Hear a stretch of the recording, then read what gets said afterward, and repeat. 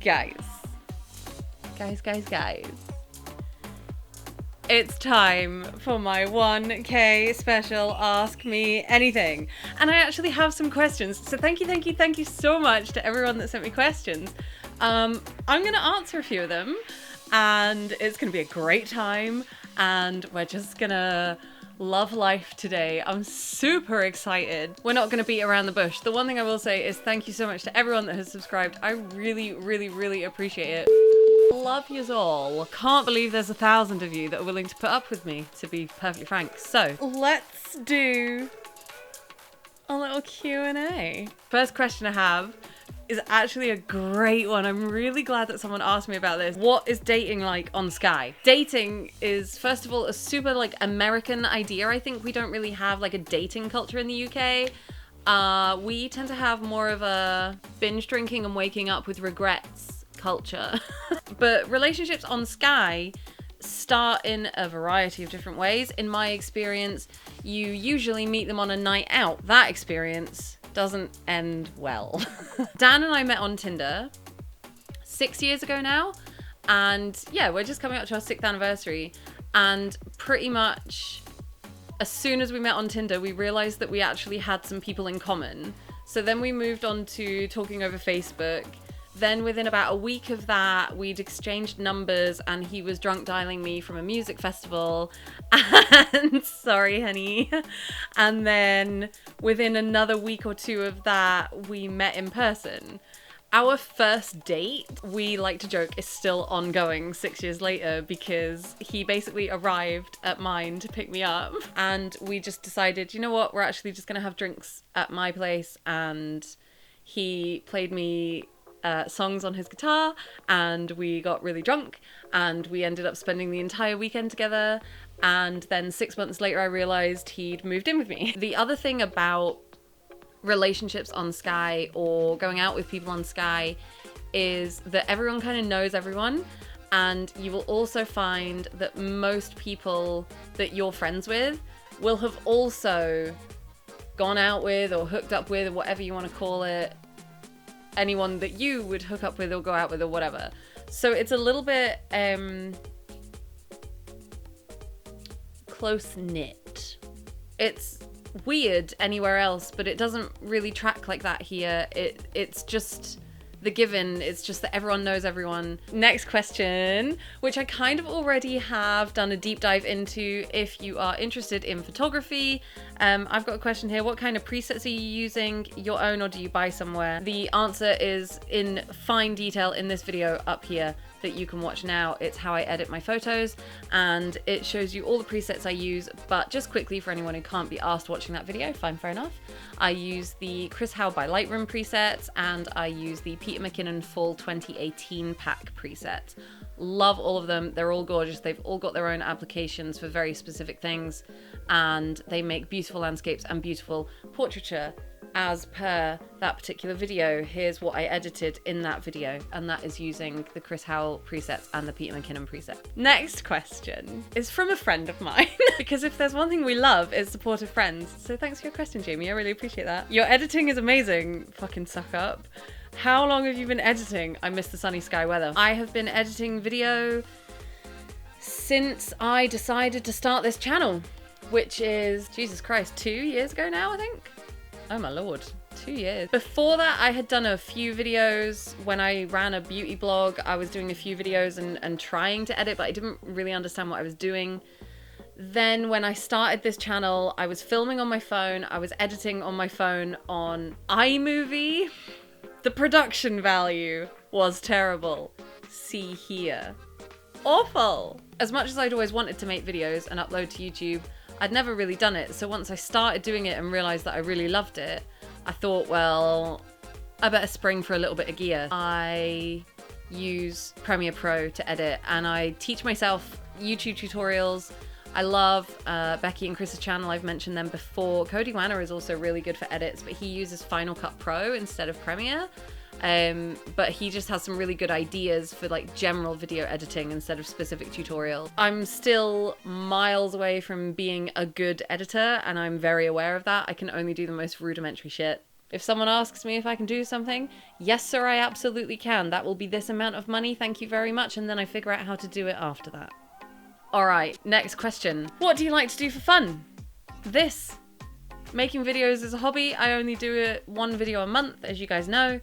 I really love editing photos. I really love editing video.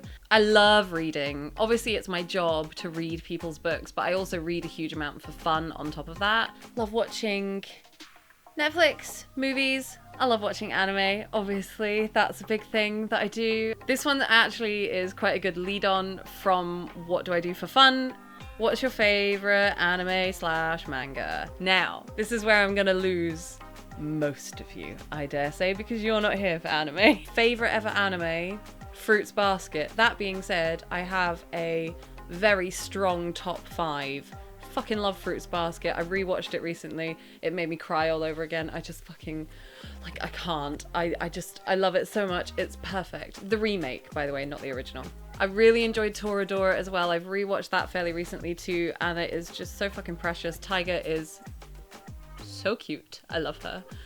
Really, really love Golden Kamuy. I'm really excited to see what happens next in that, and I really want to read the manga of that actually as well, because I have a feeling that it's going to be just as good. The historical accuracy of Golden Kamuy alone is just incredible. Like, anyway, moving on. Sasaki and Miyano.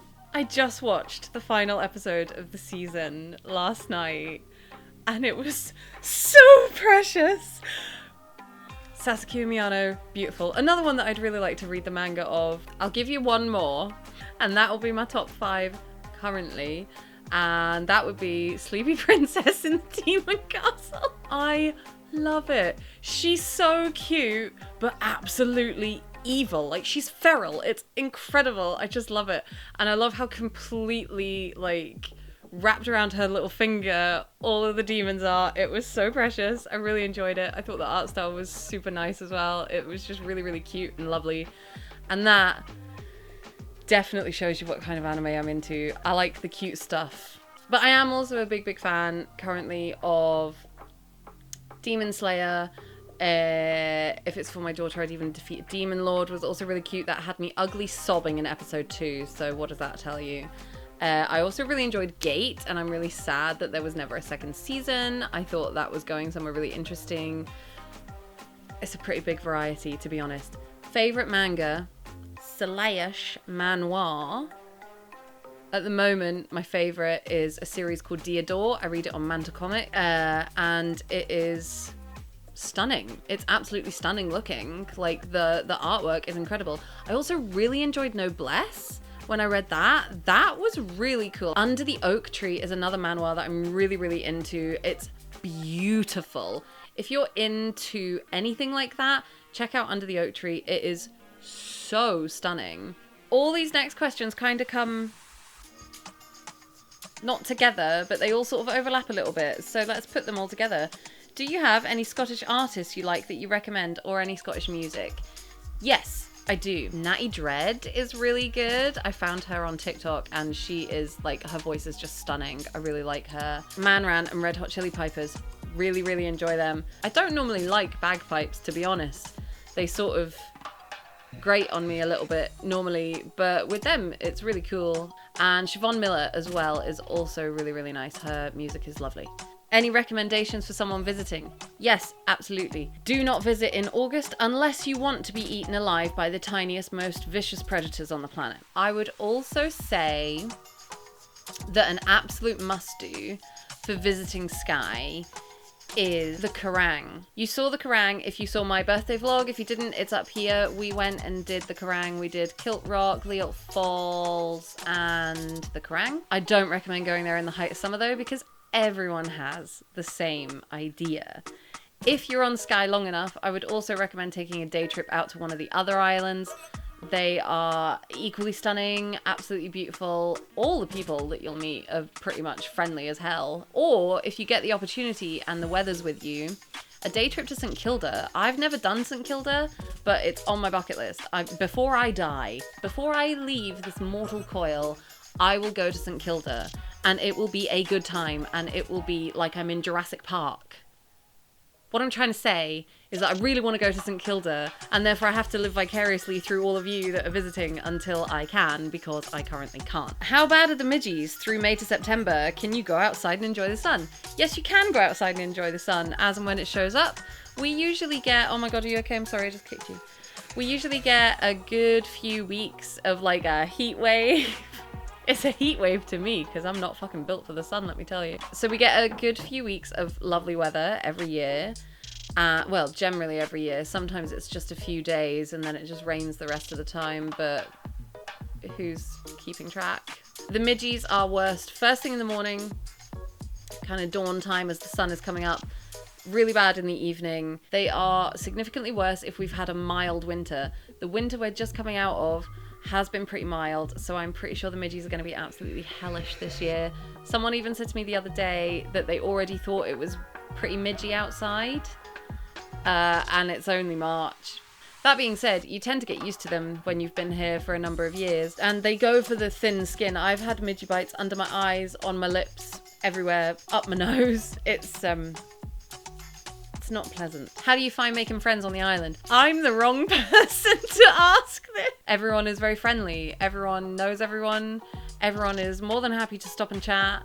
And I love that. I really, really love that. I can't go into the co-op without being stuck talking to someone, and it's like one of the best things about living here by far. I'm not the most social person, and I find retaining friendships quite difficult for me. But the friends I do have are amazing. And they tend to range quite massively in ages, which I love about Skye. There's no wall between young people and old people. I have had some absolutely brilliant nights out. The only person under 50 in the pub on like a Wednesday night, sitting there with my drink and all the old boys at the bar, just having an absolute fucking blast. And that is the one thing that I really love about socializing on Skye, is that there is no barrier for who you talk to or who you can be friends with or anything like that. It's just like everyone's just here for a good time. They're just happy to be here. Last question. What's your favorite video that you've made so far? I'll tell you what is not my favorite video, and that's because clearly my sense of humor doesn't land on the internet very well, and that's So You Want to Live on a Scottish Island. That video has done views for me and my channel, like, you know, compared to my other videos, it gets big views. But people are mad. People are so angry at me that I have something to complain about for living where I live. I can't tell you, hundreds of comments probably be like, then why the fuck do you still live there? Because I fucking love it. It was a joke, man. Like, Jesus Christ. And I'm sorry it didn't land. My favorite video to date so far might be my bookshelf tour that I did, which you can watch up here if you're at all interested in books. A, because I love reading. B, because I actually think that for the time, the production value on that was pretty good. I think everything that I wanted to achieve from the video fell into place pretty easily, actually. It was quite nice and easy to film. Really nice to edit. It was really fun for me to sit and edit that one because it was something that I was so interested in. And probably the best thing about that video is that it brought me a couple of new internet friends who I absolutely adore and who are just exactly my people. I love that. I love that something like books, which is such a solitary activity most of the time, can bring people together across miles and miles. You know, like, it doesn't matter if they're on the other side of the world or the other side of the country or wherever. Like, we have this thing in common and it like binds you to people. If I was being really cheesy, which I'm not, I just said this video is the best video to date because it's celebrating 1,000 of you putting up with my bullshit. So there we go. That is my Ask Me Anything. Thank you so much to everyone who sent me questions, because honestly, I was terrified when I had this idea that no one was going to want to ask me anything. So I was really scared. Knowing that the same people are there time and time again to support my videos is really, really touching, and I'm really, really grateful. Thank you very much. If you enjoyed this video and want to help me hit my next milestone, which will probably be 5k, because I'm not going to do too many of these because I think they just get boring, then please hit like and subscribe. It really helps me out. Hit that ring bell button to be notified every time I upload a video, which is the first Sunday of every month at 12 p.m. GMT or BST now. And I will see you guys in the next one. Thank you so much. I love you. Bye bye. Okay, bye.